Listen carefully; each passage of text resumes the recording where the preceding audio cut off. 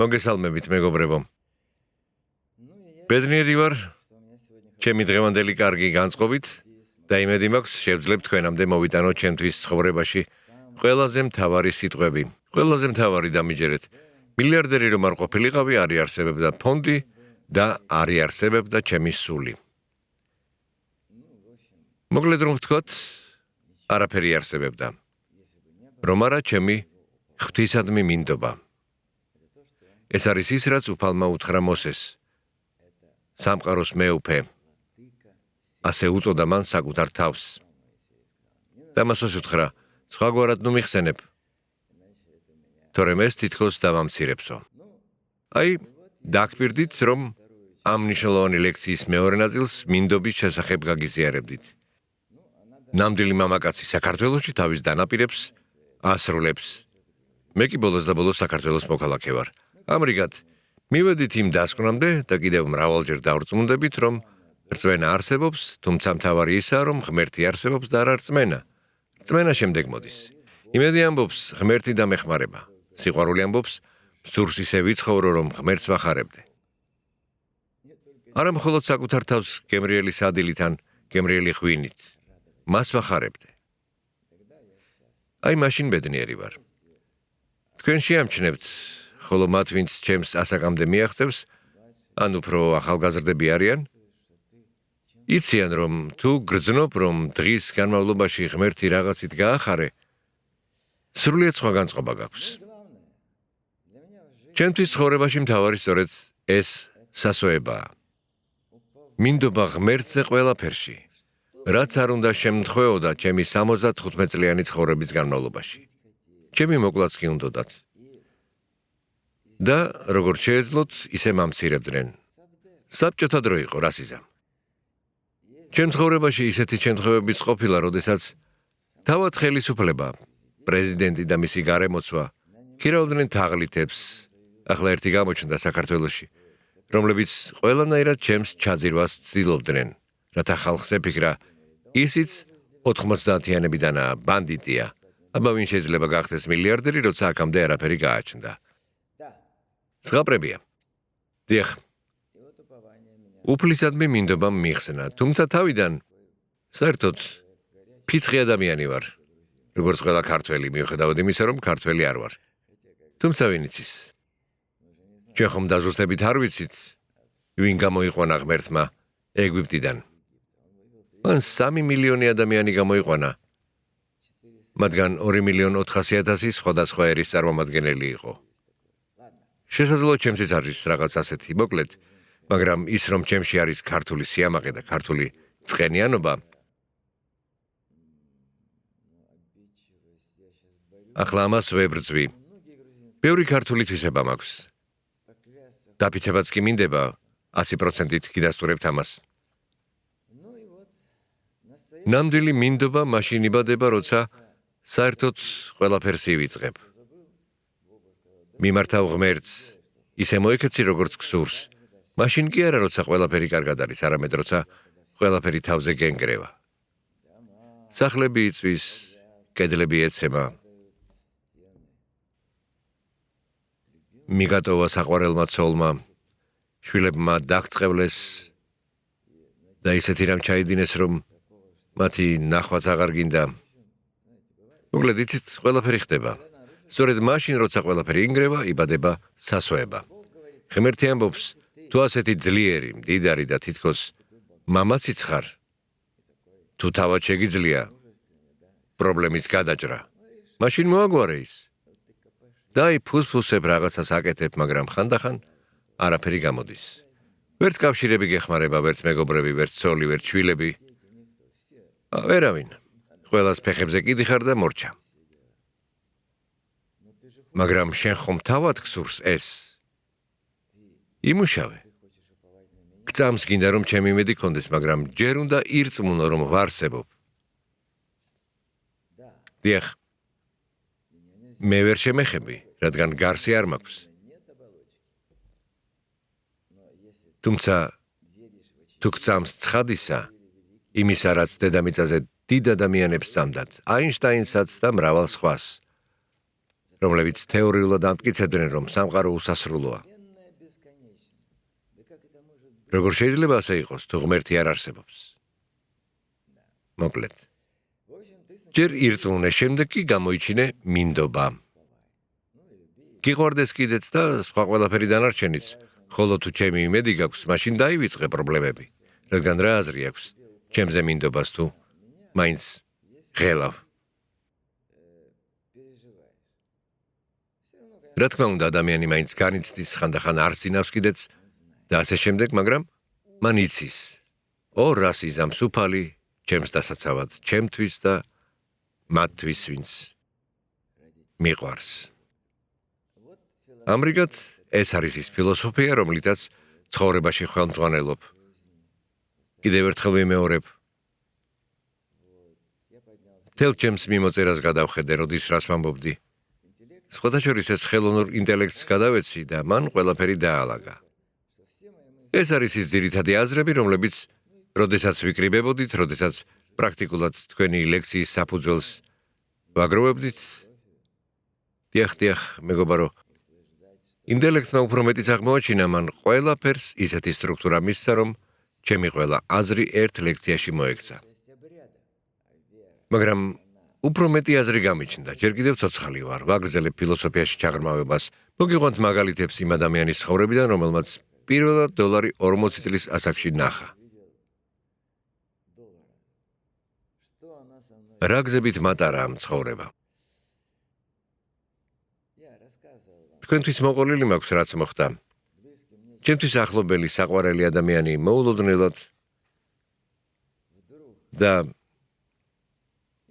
მაშინ დედამ თხოვა დახმარება. ნარკომანი გახდა.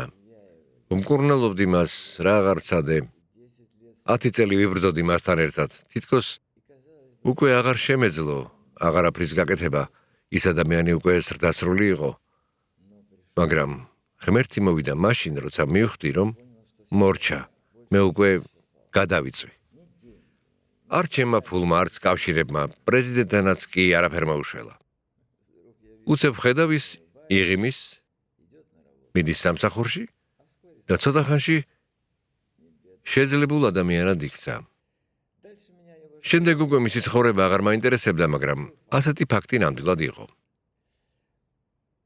იყო სხვა ფაქტებიც, თითქოს უკრაინაში ხელისუფლებაში მოვიდა ნამდვილი ბანდიტი. დიახ, ბანდიტი. ადამიანი, რომელმაც ჩემთან პირველი საუბრები ჟარგონით, ქურდული ენით წარმართა. ვინც ის ამენას მხოლოდ ციხეებში ძალიან ავტორიტეტული, ეგრეთ წოდებული პახანები ფლობენ. ორჯერ იჯდა ციხეში, ერთხელ გაუპატივრებისთვის, თქვენ კი ვისაც გინდათ იმას ირჩევთ და მერე ამბობთ, ცუდად ცხოვრობთო. და მივხვდი. ჯერ კიდევ დიდი ხნით ადრე 1996 წელს ვაშინგტონში, მას უნდა ჩემს ბიზნესში თითქოს ჩამერთო. მაგრამ მე მის სახეს ვუყურებდი და და ვუთხარი ღმერთს, აღარ შემიძლია ბანდიტთან მუშაობა. მან მითხრა, მაშინ დაწერე განცხადება. არა, მსოფლიოში არასდროს არც ერთი დედაქალაქის, არც ერთ მერს არ დაუწერია განცხადება, რადგან ძირითადად შემდეგი პრეზიდენტი სწორედ მერი ხდება. მას იცნობდნენ, მე კი 99%-იანი ცნობადობა მქონდა. 44 მილიონი ადამიანიდან უკრაინაში ამ რაოდენობის ხალხმა პრემიერ-მინისტრის ვინაობას კი არ იცოდა. მე კი მიცნობდნენ, როგორც თითქმის 5 მილიონიანი დედაქალაქის მერს. ეს საქართველოს მოსახლეობის რაოდენობაზე ორჯერ მეტია. მე კი ავიღე და დავწერე. აღმოჩნდა ერთი ვიღაც არ ამზადა. დამნაშავე და არა მხოლოდ ის ერთი საქართველოში, რომლებიც ამბობდნენ, ისინი გაათავისუფლეს. დიახ, თქვენ შეგიძლიათ იამაყოთ, რომ გყავთ ქართველი, თქვენი თანამემამულე, რომელმაც თავად დაწერა განცხადება თანამდებობიდან გადადგომის შესახებ. ქვეყნის მესამე პირის პოზიციიდან. ზოგჯერ კი პირველიც, რადგან ჩემს გადაწყვეტილებებს ვერავინ გააუქმებდა. გარდა ამისა, მე ბევრი რამ გავაკეთე საქართველოსთვის. საქართველოს საელჩოსთან თანამშრომლობის ფარგლებში, საკუთარი სახსრებით, ავაშენე შოთა რუსთაველის ძეგლი ყველაზე კარგ ადგილას. ნახეთ თუ კიევში იქნებით, ჩვენს ეროვნულ გმირებს ასეთი ძეგლი არ უდგათ. ვგიჟდები საქართველოზე, ვგიჟდები. და რატომ იცით? გავაგრძელებ. სასვება იწყება იქ, სადაც კონტროლის ილუზია მთავრდება. თითქოს ყველაფერს აკონტროლებ. აი ფული, აი ქონება, აი კავშირები, ყველა გიცნობს, ხელის გულზე გატარებენ, ბატონო ლეონიდ ძვირფასო დამეხმარეთ. ამ დროს ფიქრობ, რაც არ უნდა მოხდეს დამეხმარებიან. უცებ კი თითქოს ქარმა წაიღო ისინი. არავინ არის. ავად გავხდი ან პრობლემა შემექმნა. მათ უხარიათ, რადგან ადამიანებისთვის შური დამახასიათებელია, კარგი ადამიანებისთვის არა. მაგრამ საერთოდ ადამიანები იყოფიან კარგ და ცუდ პიროვნებებად. ძირითადად კარგი ადამიანები ცხოვრობენ საქართველოში. დიახ. ადამიანი ან კარგია, ან ცუდი. არასდროს ხდება ცვლილება. როგორი ნიღაბიც არ უნდა გაიგეთოს, პრეზიდენტის თუ დამლაგებლის ის მაინც აპატიეთ გამოთხვისთვის ნაგავია, თუ ასეთად დაიბადა. აი ასე. რატომ? ღმერთს კითხეთ. ამ თემაზე მე არ მილოცია, მე ყველაფერი მაკმაყოფილებს. უბრალოდ იმდენად დაკავებული ვარ, რომ ძალაც კი აღარ მრჩება ლექცია ბოლომდე წავიკითხო. არ მინდა ადამიანების ნახვა. არ მინდა მათ დავეხმარო, მინდა ისინი მიყვარდეს. მინდა მათზე ვიზრუნო, მაგრამ დაკავებული ვარ.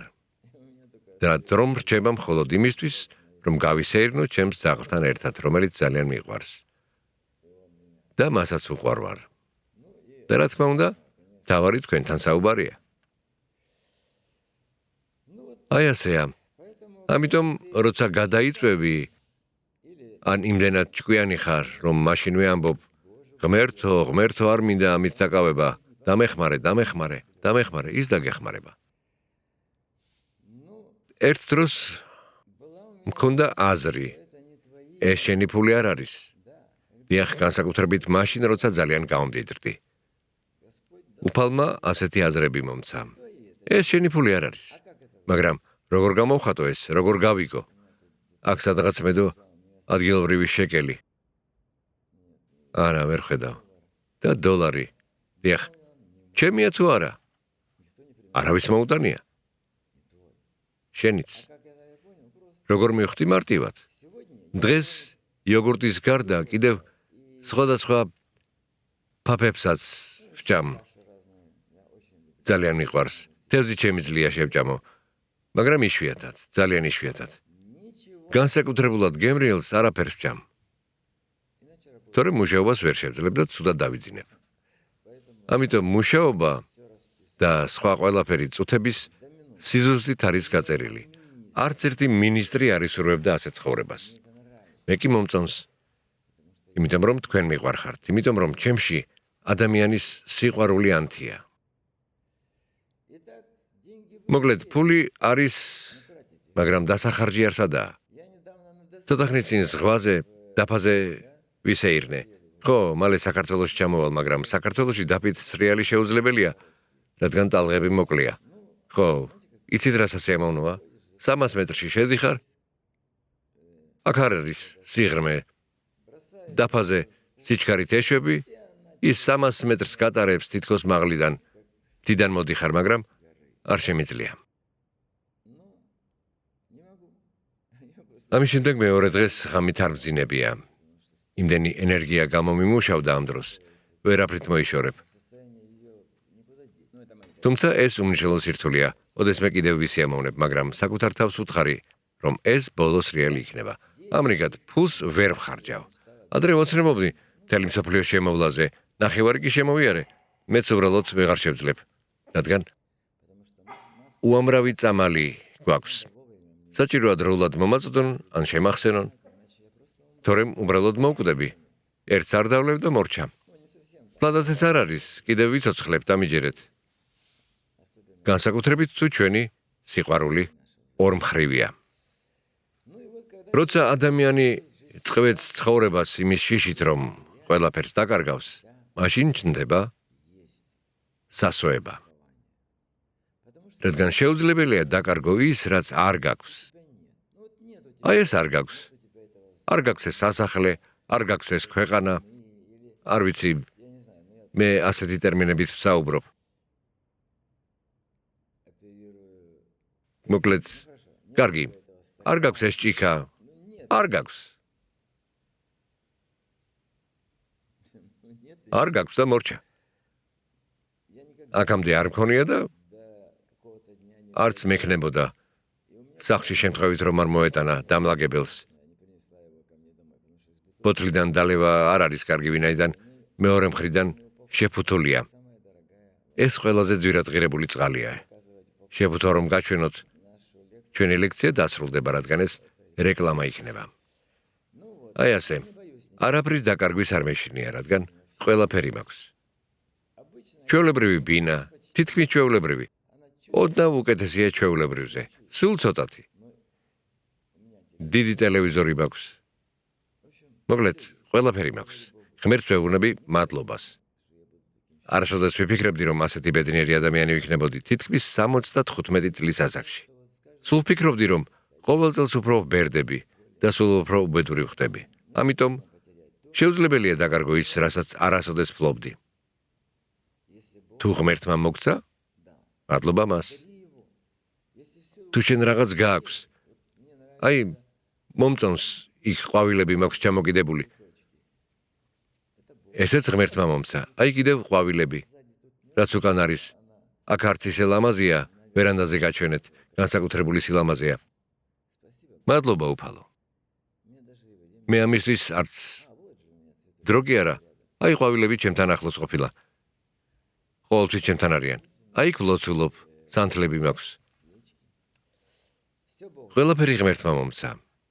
და თუ მან მომცა, მაშინ თვითონვე წაიღებს, როცა მოისურვებს. ამიტომ ძალიანაც ნოიამაყებ, ყველაფერი შეიძლება მოხდეს. უფალმა ზუსტად იცის, რა გჭირდება. იცის, რა გინდა. სიღარიბე ადამიანს ისე არ ამოწმებს, როგორც სიმდიდრე. სიმდიდრე ყველაზე დიდი საზიზღრობაა, მაგრამ ამის თქმა მარტივია იმ ადამიანისთვის, ვისაც ყველაფერი აქვს. და მე რა მაქვს? საათიც კი არ მაქვს. საქართველოში მამაკაცის საათის გარეშე ხმასაც კი არ გაქცევენ. ბეჭედიც არ მაქვს. ყველაფერი არის მაცივარში. შემიძლია გაჩვენოთ, არის საათები, რომლებიც ერთი გავაჩუქე. ისეთი მდიდარ ადამიანს რომ შეეფერება. ეს წარმოუდგენლად დიდი ფულია. საერთოდ არ მესმის, რატომ გავაკეთე ეს ოდესღაც. მაშინ იყო ჩემში ეს სიამაყე, რომლის არანაირი მიზეზი სინამდვილეში არ მქონდა, იმიტომ რომ ადამიანებს არ ვეხმარებოდი. ხოლო როცა დახმარება დავიწყე, კიევის ცენტრში გავხსენი ვიღაც თაღლითმა საქართველოში თქვა, რომ ფულთან დაკავშირებით თითქოს რაღაც მომისმინეთ, რა ფული სჭირდება ადამიანს, რომელსაც 75 წელი შეუსრულდა. ხელსაბამებს არ ვატარებ. საგანგებოდ არ ჩამიცვამს განსაკუთრებულად. უბრალოდ ავდექი ვივარჯიშე, შხაპი მივიღე და თქვენთან გამოვიქეცი. ძალიან მინდოდა თქვენთან საუბარი. იცით რა არის საინტერესო? სიღარიბე, მადლობა უფალს, ადამიანს ისე არ ამოწმებს, როგორც სიმდიდრე. როცა ადამიანი უკვე მდიდარია, მისგან ყველა სიბინძურე მოდის. მისი ქედმაღლობა, სიამაყე, ის ზემოდან გიყურებს. არა და თავად ვინ არის? არც არავინ. ვინ ხარ? არავინ. იმიტომ რომ შეუძლებელია ადამიანების დაყოფა იმ ფულის რაოდენობით, რაც მას აქვს ჯიბეში. ადამიანები იყოფიან ღმერთისადმი რწმენით. ისინი იყოფიან თავიანთი სულიერი თვისებებით. იმით ახსოვთ თუ არა უფალი. დღემდე ვლოცულობ იმ ადამიანებისთვის, რომლებიც ამ სამყაროდან თითქმის 50 წლის წინ წავიდნენ. მაგრამ მათ ისეთი კვალი დატოვეს, რომ არ შემიძლია ერთი დღე გავატარო ისე, რომ არ გავიხსენო ისინი. ქალი, რომელმაც 5 რუბლი მომცა, როცა ვტიროდი, მაშინ 7 წლის ვიყავი და ფული დავკარგე დედამ, რძისთვის მომცა ეს თანხა. ამ ქალბატონის ბოლო ფული იყო, ვხედავდი, რომ ეს მართლაც მისი უკანასკნელი ფული იყო. ის ადამიანი ედიკი, ლამაზი ბიჭი, შემოიარა მას გულის მაგი ხონდა, მაგრამ მთელი მსოფლიო, საბჭოთა კავშირი ფეხით მოიარა. საქართველოშიც იყო, დადიოდა მთებში, ტბაში თევზს იჭერდა. სიღარიბე ადამიანს ისე არ ამოწმებს, როგორც სიმდიდრე. განსაკუთრებით მაშინ, როცა ადამიანები სვამენ. საჩინელებაა, როცა ადამიანს არაფერი აქვს, მისთვის უფრო ადვილია ღმერთის გახსენება, რადგან სხვა არაფერი აქვს თავში. უფალო, ნეტავ მალე, ის თავს იწონებს, მე კი ვნერვიულობ, გამხადე მისნაირი, მაგრამ ეს ცუდი ლოცვაა, რადგან სინამდვილეში მას შენზე ბევრად უარესად აქვს საქმე. ადამიანის ბუნების ნამდვილი გამოცდა იწყება მაშინ, როცა ჩნდება ფული, ძალაუფლება, წარმატება. მოყოლილი მაქვს, რომ როგორც კი ძალიან დიდი თანამდებობის პირი გავხდი, ჩემზე დამოკიდებული ადამიანების რაოდენობა უფრო მეტი იყო, ვიდრე საქართველოს პრემიერ-მინისტრზე 200,000 ადამიანი მაშინ გამოჩნდნენ ადამიანები, რომლებიც ისე იცოდნენ მლიქნელობა, საერთოდ მთელი ხელისუფლება მლიქნელებზე დგას. იქ ნერწყვი მოედინება, იქ ენასულ გამოყოფილი აქვთ. აი ამენით უკვე ხალიჩაზე მოდის შენამდე და გეუბნება, რა დიდებული ხარ, რა რეფორმებს ატარებ. მთელი ხალხი შენზე ლოცულობს. მას კი ხალხი არასოდეს უნახავს და ერი აგინებს, რადგან საჭმელი არ აქვს. მკურნალობის საშუალება არ აქვს. გვდება. შენ თუნდაც ერთი ასეთი ადამიანი გინახავს? იყო ასეთი დიდენკო თუ მედენკო, რაღაც ჯანდაცვის მინისტრი. და მე მას მივმართე. ჩვენ თითოეულ დეპუტატს, როცა გაჭირვებას ვხედავთ, წერთ წერილს. ძირფასო წადინახე ეს ოჯახი, დაეხმარე მათ. შენ გაქვს ძალაუფლება. მას შეუძლია ბინა გამოყოს, სამსახურში მოვაწყოს. ყველაფრის გაკეთება შეუძლია. ის საქართველოს პარლამენტის თავმჯდომარის მოადგილე იყო. დიდენკო თუ მედენკო, რატომღაც უკრაინული გვარი აქვს. მოკლედ კი გამიგეთ. და ის წავიდა, იმიტომ რომ ჩვენ მაშინვე ვაქვეყნებთ Facebook-ზე. მივიდა ის ტუბერკულოზის მიტოვებული დისპანსერის ტუალეტში 11 ბავშვი ცხოვრობს. მაგრამ ტუბერკულოზის ბაცილა არასდროს ხრება.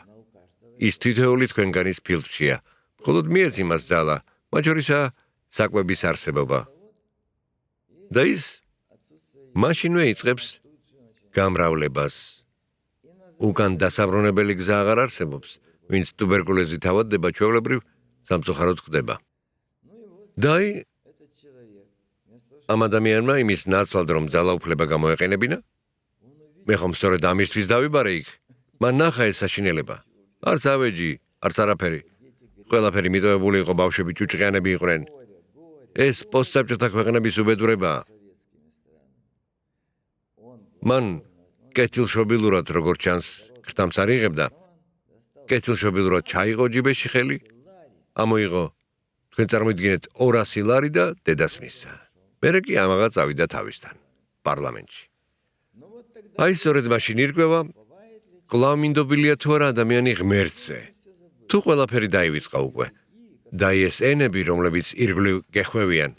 ჩვენ გვყავდა ერთი მერი, რომელიც იმდენს მეუბნებოდა, რომ დავიწყე დაჯერება, თითქოს მართლაც დიდი ადამიანი ვიყავი. ჩვეულებრივი არ ვარ, მაგრამ არც დიადი. თუმცა ამის გადაწყდა თქვენთვის მომინდია. დიდი არ ვარ და სიდიადისკენ არც კი მივისწრაფი. მე მივისწრაფი ღმერთის მოწონება დავიმსახურო. აი ასე. ეს ყველაფერი ნამდვილად ჩემი რომ ყოფილიყო, მაშინ ის სამუდამოდ ჩემთან დარჩებოდა. თუ ეს ჭიქა არ გატყდება, ის ისევ ჩემი იქნება, მაგრამ რადგან მე ღმერთზე ვარ მინდობილი, ერთ დღეს ღმერთი შეამჩნევს, რომ ამ ჭიქაზე რაღაც არის, რაღაც პატარა ჭია, ინფექცია. ის აიღებს მას, სანამ არადა მე ეს ჭიქა მიყვარს, სხვა მხარეს ვიყურები და სადმე გადააგდებს. ოღონდ არა აიმნიდან, თორემ ღმერთმა არქმნას ებრალს მოკლავ. მე კი ციხეში ჩამსვამენ. არა, ეს არ მინდა, რა თქმა უნდა, ნაგვის სურნაში გადააგდებს. კიდევ ერთი ძლიერი აზრი მქონდა. სასოება მოქმედებას არ აუქმებს. ანუ თუ უბრალოდ იმედი გაქვს, კუთხეში ზიხარ, საყვარელ ძაღლს ეხუტები და არაფერს აკეთებ? აბა ეს რა მინდობა? თავად კი ოცნებობ, იყო მინისტრი თუ კიდევ ვიღაც სხვა. სასვეება სხვა რამ არის. ეს ნიშნავს, რომ არ არის საჭირო არავის ეპირფერო და უკანალი ულოკო. არ არის საჭირო. შენ უნდა გააკეთო ყველაფერი, რაც შენს ძალებშია, აჩვენო მათ, ვინც გადაწყვეტილებებს იღებს შენი საუკეთესო თვისებები. ისინი აგიყვანენ არა ამ კომპანიაში, არამედ სხვაში. არა ამ სამინისტროში, სხვაში. და შენ ნელ-ნელა წახვალ წინ. შემდეგ კი თავად გადაწყვეტ. ან როგორც მე დაწერო განცხადება და თქვა, წადით თქვენი. მე ასე მოვიქეცი, დიახ. ვისაც რა ეკუთვნის, ის მასვე აქვს. გაღვიძებისას, რა თქმა უნდა, მე ამას ხელოვნური ინტელექტის მიმეორებს, უნდა უთხრა ღმერთს, მადლობა ცხოვრების ახალი დღისთვის. ძალიან მაინტერესებს, რა მოამზადე ჩემთვის. ხანდახან ძალიან ცუდი განწყობაც აქვს ადამიანს. ხოლო მათ, ვინც ნაბახუსებზეა ღმერთამდე, რა გზა აქვთ? ისინი უკვე დააშორდნენ მას. ამიტომ გონსმოდი და შემდეგ ილოცე. და სთხოვე უფალს, რომ შენი ცხოვრების ყველაზე საუკეთესო დღე შექმნას. ასეთი ფრაზები მქონდა, ღმერთს ეს ასოება არ ნიშნავს მდგომარეობას, როცა ყველაფერი კარგად არის, როცა ყველაფერი ინგრევა, ხოლო როცა ადამიანი მაინც ამბობს, უფალო, მე ვიცი, შენ ჩემთან ხარ, აი შენი მხარი. ამიტომ, რაც არ უნდა ვინმემ გააკეთოს, იცით, ჩემ ცხოვრებაში ასეთი შემთხვევა იყო. 90-იანებში, როდესაც საერთოდ არ არსებობდა არანაირი ხელისუფლება, ჩვენთან ბანდიტებმა დაიწყეს მოსვლა. და მათ შორის მთავარი დაბალი კაცი იყო, მისი გვარი არ მახსოვს. მუშაობა შეუძლებელი გახდა. კლიენტები ისინი ყვიროდნენ, ეწეოდნენ. ჩვენზე მიმაგრებული იყო ახალგაზრდა კაპიტანი KGB-დან. თავიდან ის ვიცე-პოლკოვნიკი იყო, მაგრამ დათვრა ფეხი გადაუცდა და დაეცა და დაიღუპა. ეს კაცი კი დადიოდა და მეკითხებოდა, აბა, როგორ არის საქმეები. ერთხელაც მეუბნება, მისმინე, მათ უკვე დაგღალეს, ასე ვეღარ იმუშავებ. ხალხი მიდის შენგან. მოდი, ხვალ, მის თავს მოგიტან. თავს. შენ კი მხოლოდ $2000 მომცემ. ასე გეტყვით, მაშინ ღმერთის არ ვჯეროდა. აზრი მართლაც უმაგრესი ჩანდა, იმიტომ რომ ამ დაჯგუფებისგან აღარაფერი დარჩებოდა. ეს პატარა სადმე სადარბაზოში რომ მოეკლათ, თავს მოჭრიდნენ თუ არა, ის მოიტანდა. ეს ადამიანი ჩემთვის თავს მოიტანდა. მას ვიცნობდი. მაშინ დავიწყე გარშემოყურება. ვფიქრობ, აზრები ტრიალებს და ბოლოს გადაწყვეტილებას გაძლევს. აქამდე არასოდეს მქონია მსგავსი შემთხვევა, მაგრამ ეს ადამიანი ანგრევდა იმას, რაზეც მთელი ცხოვრება ვოცნებობდი. შემექმნა დამოუკიდებელი სტრუქტურა, არავისთვის მეთხოვა და ყველაფერი თავად გადამეწყვიტა. გავიფიქრე, არა, მაგრამ ერთს მოვკლავ. მაშინ ასეთი ბევრი იყო, მთელი სასაფლაოს აშენება მომიწევდა, ფული მეყოფოდა. ყველა ბანდიტურ დაჯგუფებას გავანადგურებდი, მაგრამ მაშინ თავად ვინ ვიქნებოდი? უთხარი, გმადლობ ახალგაზრდამ და დავემშვიდობეთ ერთმანეთს. მაგრამ რომ ჩამედინა ის, უფალმა არ მიმატოვა. სასვეობა ეს არის სიბრენელეში სიარული, როცა საერთოდ ვერაფერს ხედავ, დახუჭული თვალები გაქვს. არა იმიტომ, რომ გზას ხედავ, თითქოს თითებს შორის იყურები, არამედ იმიტომ, რომ ენდობი იმას, ვინც თვალს გიფარავს. ის არ გაგიცრუებს იმედს, ის ზედმეტ სიტყვასაც კი არ იტყვის. როცა საჭირო იქნება, დაგიძახებს. მოეჭიდე, ადი უფრო მაღლა. იქ არის შენი ადგილი. აი კიდევ რა არის სასვეება. გონია რომ ეს ჯერ კიდევ ყველაფერი არ არის. მახსოვს მაშინ თითქმის წუთების მიხედვით ვადგენდით საათნახევრიან ლექციას, მაქვს ჩანაწერი მოძებნეთ, რადგან ქვეყნის სიმცირის გამო ძალიან პატარაა, ქართული ენა არ არის ხელმისაწვდომი მსოფლიო საზოგადოების მიერ. თუ საქმეები ასე გაგრძელდება, მომისმენს პრემიერ-მინისტრი, მან უნდა იცოდეს, რომ თუ კი ჩვენთან ადამიანები კვლავ გააგრძელებენ ქვეყნიდან წასვლას, შეიძლება ქვეყანა აღარ დარჩეს. ენა არ არის ხელმისაწვდომი, ამიტომ არ შემიძლია ბევრი ჭეშმარიტება გაგიზიაროთ, მაგრამ მადლობა ღმერთს YouTube-ი კარგად მუშაობს. ეს Facebook-მა დაიწყო ცოტა შეფერხებებით მუშაობა, მაგრამ დანარჩენი ჯერჯერობით ნორმალურად ფუნქციონირებს. მაგრამ ქვეყანა სრულფასოვანი უნდა იყოს. 2 მილიონი, 3 მილიონი, კიევში 5 მილიონი ადამიანი მყავდა. მართალია ჩამოსულებთან ერთად. ყველაზე მთავარია არსებობდეს ტენდენცია. როდესაც ბანკში ვხედავდი, რომ თანამშრომლების რაოდენობა მცირდებოდა, ხვდებოდი, რომ პრობლემა იყო. ეს ნიშნავდა, რომ ჩვენ ნაკლებს ვშოულობდით. მე კი თვეში 12,5 მილიონ დოლარს ვიხდიდი. არ მენანებოდა. თავად ხელფას არ ვიღებდი, უკვე მქონდა მილიონები სხვა ბიზნესებიდან. რუსეთიდან ელექტროენერგიას ვაწვდიდი, მაშინ რუსეთთან მეგობრობა კარგი იყო. მათ ჰქონდათ ბევრი მასალა, რომლის გადატანა შეიძლებოდა უკრაინაში და იქიდან კი ექსპორტზე გატანა. აი სულ ეს არის. ჩვენ ვისაუბრეთ, არ მინდა თქვენთან დაშორება. ყველანი მიყვარხართ. იდი მოგს დღეს დაურეკავ თქვენს მშობლებს, რომლებიც ბევრნი ჩემზე ახალგაზრდები არიან. როგორ გაიხსნებათ გულის კარი. შესაძლოა ღმერთისკენაც. ეს კარგია. ეს არის ის, რის გამოც შეგიძლიათ ხვალ ღმერთს რაღაც ჩუმად სთხოვოთ. რა თქმა უნდა, არ გისწრაფლი არა, არამედ უკვე ცარიელი ტარა. გისურვებ წარმატებას, სიყვარულს, ყველაფერს საუკეთესოს. აუცილებლად დაურეკეთ თქვენს მშობლებს. თქვენ ვერ წარმოიდგენთ, როგორ ელოდებიან თქვენს ზარს. მათთვის მნიშვნელობა არ აქვს. რას ეტყვით, უბრალოდ უნდა იცოდნენ, რომ თქვენს გულში ყველაფერი კარგად არის. ხოლო თუ ეტყვით, დედა, მამა, დღეს მე ღმერთი ვირწმუნე, თქვენ ვერ წარმოიდგენთ, რა მოხდება. გისურვებთ ყველაფერს საუკეთესოს, გააკეთეთ მეტი კარგი საქმე, ჭეშმარიტად კარგი. ვიცი, რომ თქვენ არ ეხმარებით თაღლითებს, რომლებიც ახლა სოციალურ ქსელებში მომრავლდნენ.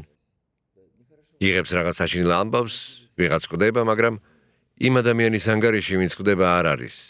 არადა იქნებ გინდათ, მას დაეხმაროთ. არ არის ეს კარგი ამბავი.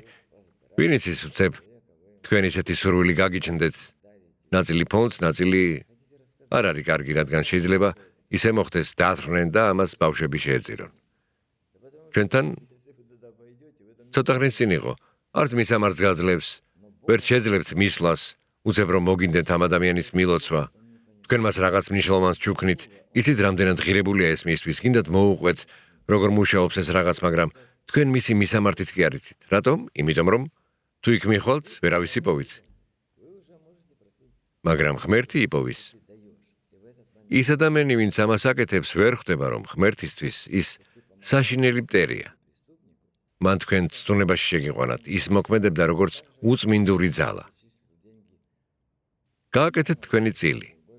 თქვენ უკვე შეგიძლიათ ღმერთს სთხოვოთ, რადგან შენ გასცემ და იმ მომენტში არ იცი, რომ სინამდვილეში ეხმარები დამნაშავეს. ეს ნორმალურია. ეს ზუსტად იგივეა, ფული ჩვენთან ან რომელიმე სხვა ფონდში, რომ გადმოგერიცხათ, მნიშვნელობა არ აქვს. მე თქვენგან არაფერს ვითხოვ. ასეა. იცის, აპატიეთ რომ ასე ვთქვი. აბა დროებით.